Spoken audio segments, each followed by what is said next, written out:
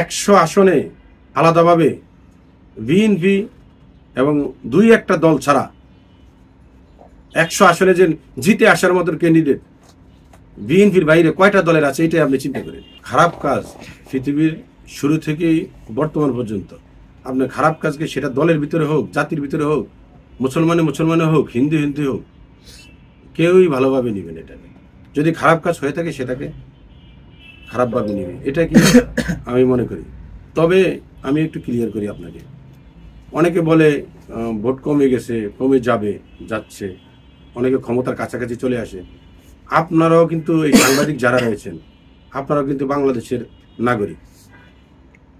100 আসনে আলাদাভাবে বিএনপি এবং 2-1টা দল ছাড়া 100 আসনে যে জিতে আসার মতো ক্যান্ডিডেট বিএনপির বাইরে কয়টা দলের আছে এটাই আপনি চিন্তা করেন।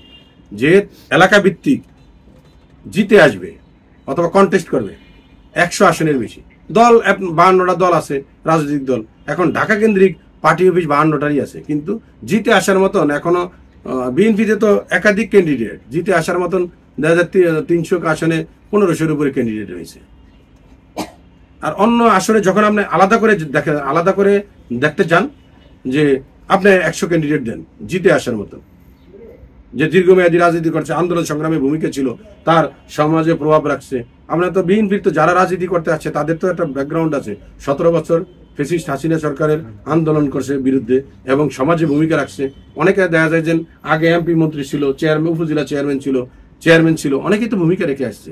কিন্তু আপনি এগুলা বলে যে একটা গ্রুপ, একটা কি বলে ওইটাকে